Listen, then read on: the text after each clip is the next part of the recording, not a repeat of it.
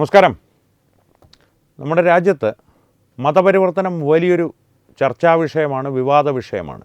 ഈ മതപരിവർത്തനത്തിനോടൊപ്പം തന്നെ ചർച്ചയാകേണ്ട, എന്നാൽ അത്ര ഗൗരവത്തോടു തന്നെ അധികമാരും ചർച്ച ചെയ്ത് കണ്ടിട്ടില്ലാത്തൊരു വിഷയമാണ് ഈ മതപരിവർത്തനം ചെയ്തു കഴിഞ്ഞാൽ സനാതനധർമ്മത്തിൽ നിന്ന്, ഹിന്ദുമതത്തിൽ നിന്ന് മതപരിവർത്തനം ചെയ്ത് ഒരാൾ മുസ്ലിമോ ക്രിസ്ത്യാനിയോ ആയാൽ അയാൾക്ക് മുൻപ് ലഭിച്ചിരുന്ന സംവരണാനുകൂല്യം ലഭിക്കേണ്ടതുണ്ടോ, അത് ന്യായമാണോ, ലഭിക്കാതിരിക്കുന്നത് ന്യായമാണോ എന്നുള്ള ചോദ്യം. ആ വിഷയം ഹിന്ദുക്കളുടെ ഇടയിൽ വലിയ ചർച്ചാ വിഷയമായി കണ്ടിട്ടില്ല. മുഖ്യധാരാ മാധ്യമങ്ങളും ചില പ്രത്യേക താല്പര്യങ്ങൾ കൊണ്ട്, സ്ഥാപിത താല്പര്യങ്ങൾ കൊണ്ട് ഈ വിഷയം ചർച്ചയ്ക്ക് എടുക്കാറുമില്ല അത്ര ഗൗരവത്തോടു കൂടി. പക്ഷേ ഈ ജിഹാദികളുടെയും മതപരിവർത്തന കുരിശ് കൃഷിക്കാരുടെയും മാഫിയകൾക്കിടയിൽ ഈ വിഷയം വലിയൊരു ചർച്ചാ വിഷയമാണ്. കാരണം തങ്ങളുടെ മതത്തിലേക്ക് ആളെ കൂട്ടിയാൽ അല്ലെങ്കിൽ കൂട്ടുവാൻ വേണ്ടി പ്രവർത്തിക്കുമ്പോൾ അത്തരത്തിൽ അവർ ലക്ഷ്യം വയ്ക്കുന്ന ഒരാൾ സംവരണാനുകൂല്യം നഷ്ടമാകുമെന്നുള്ളൊരു സാഹചര്യം വന്നു കഴിഞ്ഞാൽ ഈ മതപരിവർത്തനത്തിന് തയ്യാറായെന്ന് വരില്ല. അതുകൊണ്ട് തന്നെ അവർ പലപ്പോഴും നിയമപരമായിട്ടും നിയമപരമല്ലാതെയും സർക്കാരുകളിൽ സ്വാധീനം ചെലുത്തിയും സംസ്ഥാന തലങ്ങളിലും ആ ആനുകൂല്യങ്ങൾ മതപരിവർത്തനം ചെയ്തൊരു വ്യക്തിക്ക് നേടിക്കൊടുക്കുവാൻ ശ്രമിക്കാറുണ്ട്. ഈ സമീപകാലത്ത് തമിഴ്നാട്ടിൽ പീർ മുഹമ്മദ് എന്നൊരാൾ പുതിയതായിട്ട് മതം മാറി മുസ്ലിമായതാണ്. തൻ്റെ മുൻ ജാതിയിലുള്ള ഹിന്ദുമതത്തിൽ താൻ ഏത് ജാതിയിലാണോ ജനിച്ചത് അപ്പോൾ തനിക്ക് ലഭിച്ചിരുന്ന സംവരണ ആനുകൂല്യങ്ങളെല്ലാം ലഭിക്കണം എന്നുള്ള ആവശ്യവുമായി മദ്രാസ് ഹൈക്കോടതിയെ സമീപിച്ചിരുന്നു. മദ്രാസ് ഹൈക്കോടതി അത് നടക്കില്ല എന്ന് പറഞ്ഞു. വിജയ് സർക്കാർ നേരെ സുപ്രീം കോടതിയിലേക്ക് എത്തി. ആ സംഭവങ്ങൾ നടന്നുകൊണ്ടിരിക്കുകയാണ്. ആന്ധ്രയിൽ നിന്ന് സമാനമായിട്ടുള്ള മറ്റൊരു കേസ് സുപ്രീം കോടതിയിലെത്തുന്നത് ക്രിസ്ത്യൻ മതത്തിലേക്ക് പരിവർത്തനം ചെയ്തൊരു വ്യക്തി തന്നെ ജാതി പറഞ്ഞ് ആക്ഷേപിച്ചു എന്നുള്ള വാദവുമായി സുപ്രീം കോടതിയുടെ മുൻപിലെത്തി. ഹൈക്കോടതി ആ വിധി നടപ്പാക്കില്ല. കാരണം ഈ പട്ടികജാതി പട്ടികവർഗക്കാരെ അപമാനിച്ചാൽ കേസെടുക്കാവുന്ന വകുപ്പുകളൊന്നും ഇയാളുടെ കാര്യത്തിൽ ബാധകമാകില്ല. മുൻജാതിയിലേക്ക് തിരികെ വന്നാൽ മാത്രം, അത് 3 വ്യവസ്ഥകൾ പാലിച്ചുകൊണ്ട്: 1, ഈ തിരിച്ചുവരവ് യാഥാർത്ഥ്യമായിരിക്കണം; 2, ആ സമുദായം അംഗീകരിക്കണം; 3, ഏത് ജാതിയിലാണോ തിരികെ എത്തുന്നത് ആ ജാതിയിൽ തന്നെ കൃത്യമായി തുടരണം, അല്ലാതെ ഉടായ്പ പരിപാടികളൊന്നും പറ്റില്ല.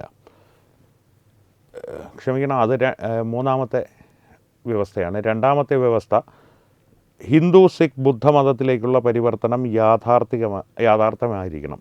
ആ മതങ്ങളിലേക്ക് പരിവർത്തനം ചെയ്താൽ, കാരണം അടിസ്ഥാനപരമായിട്ട് ഭരണഘടനയനുസരിച്ചും നമ്മുടെ ചരിത്രമനുസരിച്ചും ബുദ്ധമതവും സിഖ് മതവും സനാതനധർമ്മത്തിൻ്റെ തന്നെ ഭാഗമാണ്. അതിന് സംശയമൊന്നുമില്ല. അംബേദ്കർ പോലും അത് സമ്മതിച്ചിട്ടുള്ള കാര്യമാണ്. കാരണം ഭാരതീയ സംസ്കാരത്തിൽപ്പെട്ട ഒരു മതം സ്വീകരിക്കണമെന്നുള്ള നിർബന്ധം കൊണ്ടാണ്, അല്ലെങ്കിൽ അധിനിവേശ മതങ്ങളെ ഞാൻ സ്വീകരിച്ചതിനും അംഗീകരിച്ചതിനും തുല്യമായി പോകുമെന്നുള്ളത് കൊണ്ടാണ് ഞാൻ ബുദ്ധമതം സ്വീകരിച്ചത്. അംബേദ്കറിന് മുസ്ലിം മതത്തിലേക്ക് മാറുവാൻ ഏതാണ്ട് 5 കോടി രൂപ വരെ അക്കാലത്ത് വാഗ്ദാനം ചെയ്യപ്പെട്ടിരുന്നു എന്നുള്ളൊരു കഥയുണ്ട്. അത് ഏറെക്കുറെ സത്യവുമാണ്. പാർലമെൻറ്റിലാണ് അദ്ദേഹം, ലോക്സഭയിലാണ് അദ്ദേഹം ഈ പ്രസിദ്ധമായി പ്രസംഗം നടത്തുന്നത്. ഞാൻ എന്തുകൊണ്ട് ബുദ്ധമതം സ്വീകരിച്ചു, ഭാരതീയ സംസ്കാരത്തിൽ നിന്നൊരുവായൊരു മതം തന്നെ സ്വീകരിക്കണമെന്നുള്ളത് അദ്ദേഹത്തിന് നിർബന്ധമായിരുന്നു. അതുകൊണ്ട് തന്നെ ചരിത്രപരമായ സാധുതയും ഈ വസ്തുതയ്ക്കുണ്ട്, നിയമപരമായിട്ടുള്ള സാധുതയുമുണ്ട്.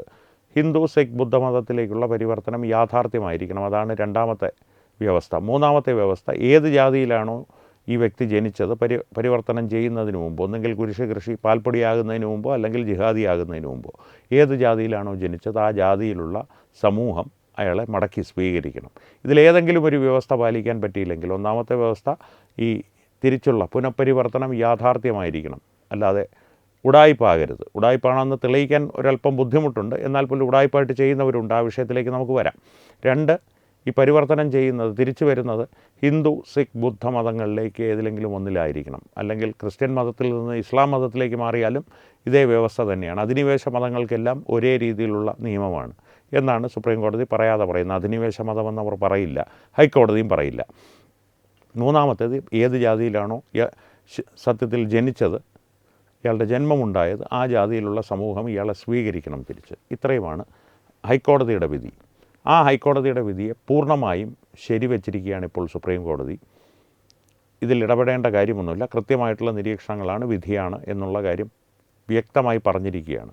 ഇപ്പോൾ ഈ വിധി സംബന്ധിച്ച് വിജയുടെ സർക്കാർ ഇപ്പോൾ സുപ്രീം കോടതിയിൽ കൊടുത്തിരിക്കുന്ന കേസിൻ്റെ കാര്യത്തിലും വൈകാതെ തീരുമാനമാകും. കാരണം ഈ വിധിയുടെ അടിസ്ഥാനത്തിൽ തന്നെ ആ കേസും താരതമ്യം ചെയ്ത് ജഡ്ജിമാർക്ക് ഏത് ബെഞ്ചിൻ്റെ മുൻപിലാണോ ആ കേസ് എത്തിയിരിക്കുന്നത് വിധി കൽപ്പിക്കുവാൻ വളരെ എളുപ്പമായിരിക്കും.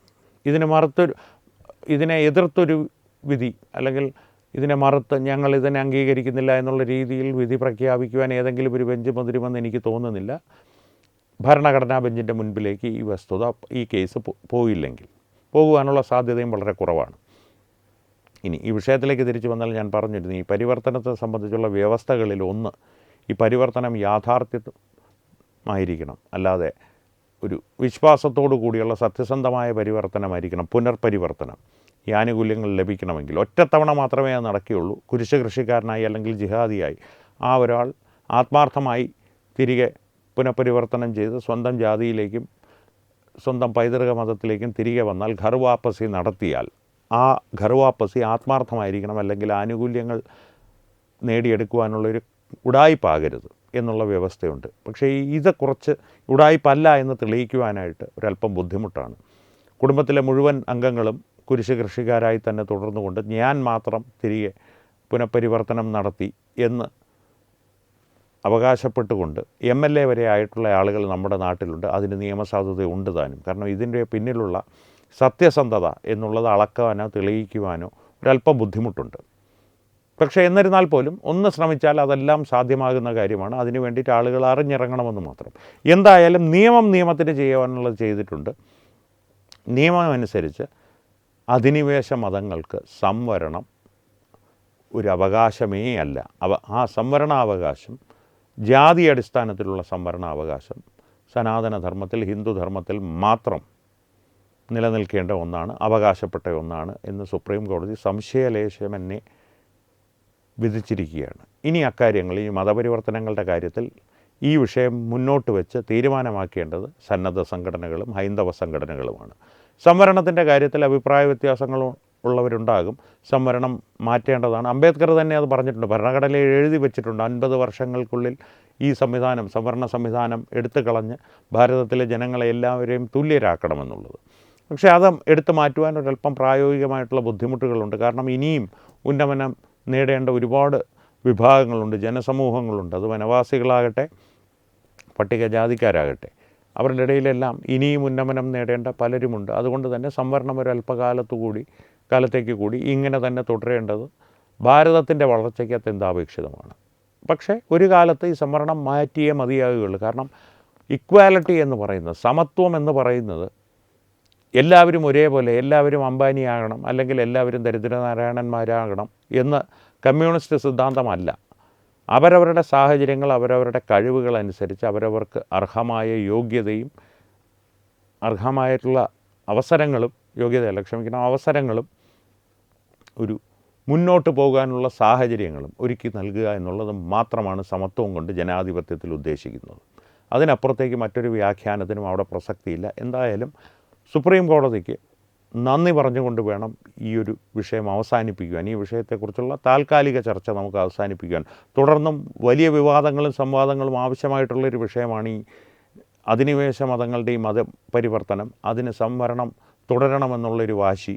ഇതെല്ലാം വലിയ സംവാദങ്ങൾക്ക് വഴിപ്പെടേണ്ട അല്ലെങ്കിൽ വലിയ സംവാദങ്ങൾ ഉണ്ടാകേണ്ട വിഷയങ്ങളാണ്. ആ സംവാദങ്ങൾ നമുക്ക് വരും ദിവസങ്ങളിൽ കൃത്യമായിട്ട് കൂടുതൽ ജനപങ്കാളിത്തത്തോടു കൂടി സംഘടിപ്പിക്കുവാൻ ശ്രമിക്കാം. ആ ജനപങ്കാളിത്തം ഉണ്ടാകണമെങ്കിൽ ആദ്യം പ്രേക്ഷകരുടെ അഭിപ്രായങ്ങൾ കമൻറ്റുകളിലൂടെ ഞങ്ങളുമായി പങ്കുവയ്ക്കുക. ഒപ്പം വീഡിയോ ലൈക്ക് ചെയ്യുക, നിങ്ങളുടെ പ്രിയപ്പെട്ടവരുമായി പരമാവധി ഷെയർ ചെയ്യുക. ഏറ്റവും പ്രധാനപ്പെട്ട കാര്യം, തത്വമയി ന്യൂസിൻ്റെ യൂട്യൂബ് ചാനൽ നിങ്ങൾ ഇതുവരെ സബ്സ്ക്രൈബ് ചെയ്തിട്ടില്ലെങ്കിൽ തീർച്ചയായും സബ്സ്ക്രൈബ് ചെയ്യുക. അപ്പോൾ ഈ വിഷയത്തിലും മറ്റു വിഷയങ്ങളിലും സംവാദങ്ങളും വിവാദങ്ങളും തുടരട്ടെ. വീണ്ടും കാണാം. നന്ദി, നമസ്കാരം. HIV അണുബാധ സന്തോഷപൂർണമായ ഒരു ജീവിതത്തിന് തടസ്സമല്ല. HIV അണുബാധയ്ക്ക് ഫലപ്രദമായ ചികിത്സ ഇന്ന് ലഭ്യമാണ്. ഇതിന് യഥാസമയം അണുബാധ കണ്ടെത്തുന്നതും കാലേക്കൂട്ടി ചികിത്സ നടത്തേണ്ടതും അത്യാവശ്യമാണ്. സൗജന്യമായ ചികിത്സയും മാർഗനിർദ്ദേശങ്ങളും സർക്കാർ ആശുപത്രികളിലെ ART അഥവാ ഉഷസ് കേന്ദ്രങ്ങളിൽ ലഭ്യമാണ്. ആരോഗ്യ സംരക്ഷണം ഓരോരുത്തരുടെയും ഉത്തരവാദിത്തമാണ്.